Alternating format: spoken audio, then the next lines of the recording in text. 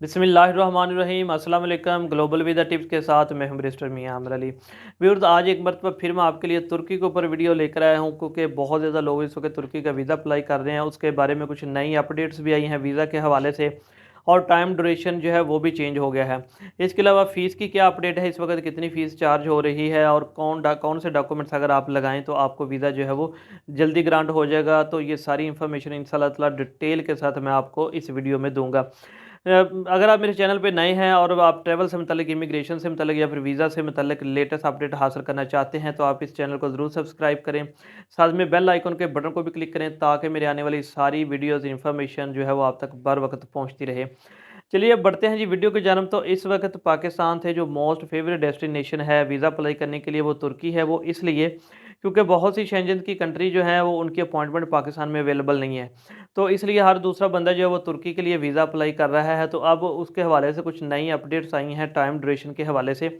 सबसे पहले तो मैं आपको बताता चलूँ कि तुर्की की फ़ीस जो इस वक्त है वो जो कि 57,000 तक पहुंच गई थी, वो कम होकर दोबारा जो है वो 52,000 तक आ गई है।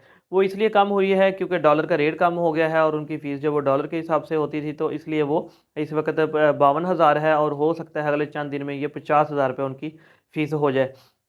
ये जो मैंने फ़ीस बताई है, ये सिंगल एंट्री वीज़ा के लिए है, और अगर आप मल्टीपल एंट्री वीज़ा अप्लाई करते हैं जो कि 1 साल के लिए होता है, उसकी फ़ीस तकरीबन जो है वो 85,000 है, जो कि पहले 95,000 थी। तो वो 10,000 रुपये कम हो गई है डॉलर कम होने की वजह से।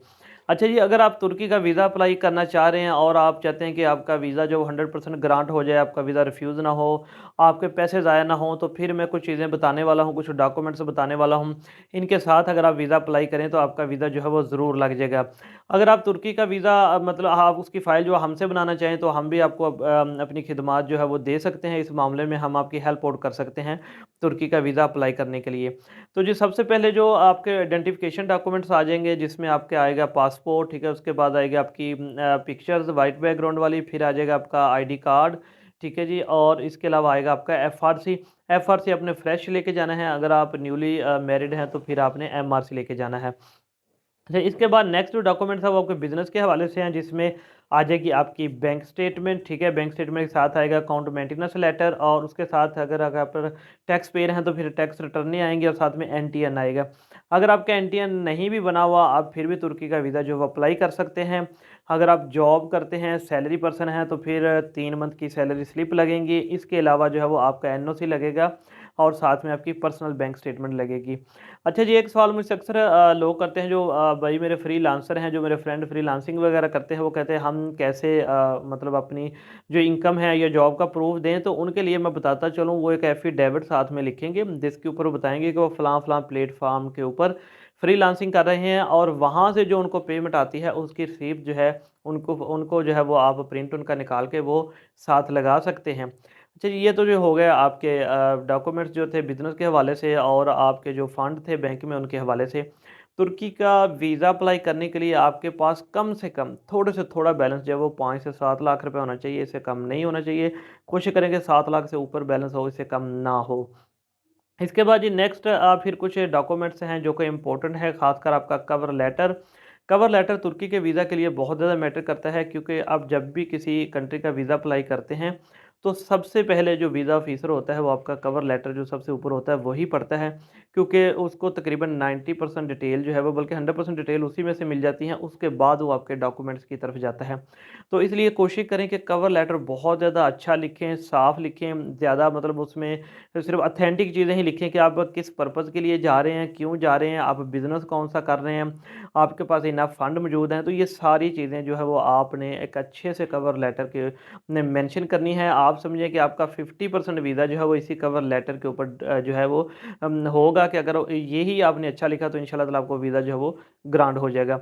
इसके बाद जो है वो आपको जो है वो एक चाहिए ट्रैवल प्लानर, चूँकि आप जा रहे हैं एज़ अ टूरिस्ट, और आप जो है वो टूरिस्ट वीज़ा अप्लाई कर रहे हैं, तो आपने एक प्रॉपर ट्रैवल प्लानर बनाना है, जिसमें आपने बताना है जी मैं मेरा जो स्टे है 5 दिन के लिए, 10 दिन के लिए, या जितना भी आप तुर्की के लिए जाना चाह रहे हैं, उस दरमियान में आप क्या करेंगे, आप कौन सी जगहों पर जाएँगे। तो अगर आप प्रॉपर तस्वीरों के साथ या प्रॉपर उनके एड्रेसेस के साथ एक ट्रैवल प्लानर बना लें, तो वो भी आपका जो है वीज़ा उसमें भी आपके वीज़ा लगने के चांसेस जो हैं वो और ज़्यादा अच्छे हो जाते हैं। इसके बाद आ जाएगी आपकी होटल की बुकिंग, ठीक है जी, जो कि कंफर्म होनी चाहिए। सम टाइम आप ऐसा होता है कि आप होटल की बुकिंग करते हैं, लेकिन वो थोड़े दिन बाद जब वो कैंसिल हो जाती है, तो ऐसे ही आपने होटल की बुकिंग नहीं लेनी, प्रॉपर लेनी है, जो कि जिसमें क्रेडिट कार्ड की डिटेल भी दी जाती है। चार्ज तो वो बाद में करते हैं, लेकिन आपने डिटेल क्रेडिट कार्ड के साथ देंगे तो फिर वो आपकी बुकिंग जो वो कभी भी कैंसिल नहीं होगी। तो आपने कंफर्म बुकिंग लेनी है, ठीक है, कंफर्मेशन नंबर के साथ। इसके बाद आ जाएगी आपकी एयरलाइन की टिकट। टिकट जो है वो आपने सिर्फ अटर्नी बनवानी है, उसमें आपको पे टिकट लेने की ज़रूरत बिल्कुल भी नहीं है तुर्की के लिए, वही आपकी टिकट जो है वो चल जाएगी। तो ये थे जी जो नेसेसरी डॉक्यूमेंट्स है। अच्छा, अब इसके बाद अगर आप साथ में सपोर्टिंग डॉक्यूमेंट्स लगाना चाहते हैं तो वो भी लगा सकते हैं, उसमें भी आपके वीज़ा लगने के चांसेस जो हैं और ज़्यादा हो जाएँगे। सपोर्टिंग डॉक्यूमेंट्स में आपके नाम अगर कोई प्रॉपर्टी है, उसकी जो फ़र्द है उसको इंग्लिश में करा के लगा सकते हैं, हम अपनी प्रॉपर्टी की वैल्यूएशन करा के भी लगा सकते हैं। अच्छा, मैं एक चीज़ आपको बताता चलूँ कि ये चीज़ें पहले तुर्की के लिए इतनी ज़्यादा ज़रूरी नहीं होती थी। लेकिन चूँकि अब बहुत ज़्यादा अफ़राद जो है वो तुर्की का वीज़ा अप्लाई कर रहे हैं, इस वजह से उन्होंने जो है अब जो वीज़ा जो है वो वीज़ा की रेशो कम हो गई है, जो कि पहले 99% होती थी, अब कम होकर जो है 80% तक आ गई है। अब सिर्फ़ 80% लोगों को वीज़ा दे रहे हैं और 20% को वो वीज़ा रिफ्यूज़ कर रहे हैं। तो इसलिए आप जितने भी ज़्यादा सपोर्टिंग डॉक्यूमेंट्स लगाएँगे, प्रॉपर उनको ट्रैवल प्लान देंगे, प्रॉपर कवर लेटर लिखेंगे, तो फिर ही आपका वीज़ा जो है वो ग्रांट हो जाएगा।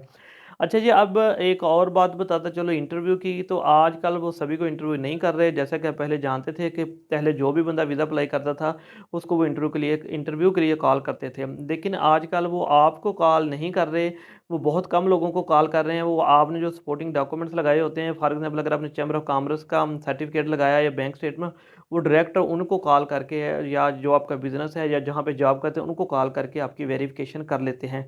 तो वो लोग जिनको कॉल नहीं आती, उनकी उनके लिए वो कॉल उधर कर लेते हैं, जो अपने डॉक्यूमेंट्स लगाए हुए हैं, वहाँ से वेरिफ़िकेशन कर लेते हैं। और जो बिज़नेस खुद करते हैं, ठीक है, उनको वो डायरेक्टली खुद कॉल कर लेते हैं। मतलब कॉल ज़रूर आती है, अगर आपको नहीं आई तो आपके बैंक चली जाएगी, ठीक है, या फिर आपने जो बाकी सपोर्टिंग डॉक्यूमेंट्स लगाए हैं, उनको वेरीफ़ाई करने के लिए वो कॉल जो है वो ज़रूर करते हैं। अच्छा जी, अब जो मैंने शुरू में बात की थी कि वे उनके जो नई अपडेट आई है वीज़ा ड्यूरेशन, तो वीज़ा ड्यूरेशन जो प्रोसेसिंग टाइम है वो उनका बढ़ गया है। पहले क्या होता था कि तकरीबन आपका 5 दिन में भी वीज़ा आ जाता था, जिनकी ट्रैवल हिस्ट्री होती थी वो 5 दिन में आपका वीज़ा ग्रांट कर देते थे। लेकिन आजकल जो है वो 20 से 30 दिन का टाइम लगा रहे हैं, बल्कि इससे भी कुछ लोगों का ज़्यादा जा रहा है। वो टाइम इसलिए लग रहा है कि बहुत ज़्यादा रश होने की वजह से बहुत ज़्यादा लोगों ने अप्लाई किया तुर्की वीज़ा के लिए पिछले कुछ दिनों में, तो इस वजह से उनका वीज़ा प्रोसेसिंग टाइम जो है वो ज़्यादा हो गया है। तो अगर आप वीज़ा अप्लाई करना चाहते हैं, तुर्की का करना चाहते हैं या किसी और कंट्री का, तो आप जो वो हमारी खिदमत ले सकते हैं। मेरा व्हाट्सएप का नंबर इस स्क्रीन के ऊपर है। आप अपने डॉक्यूमेंट्स की डिटेल मुझसे शेयर करें और फिर मैं आपको बता सकता हूँ कि कौन सी कंट्री के लिए आपको जो है वो वीज़ा अप्लाई करना चाहिए और कौन सी कंट्री के लिए वीज़ा अप्लाई नहीं करना चाहिए। तो मैं उम्मीद करता हूँ ये जो तुर्की के ऊपर लेटेस्ट अपडेट की वीडियो थी आप लोगों को पसंद आई होगी। इंशाल्लाह ताला एक नई वीडियो के साथ कल फिर आपकी खिदमत में हाज़िर होऊँगा। इसको आपने अपने दोस्तों के साथ ज़रूर शेयर करना है। मुझे अपनी दुआओं में याद रखना है। अल्लाह हाफ़िज़।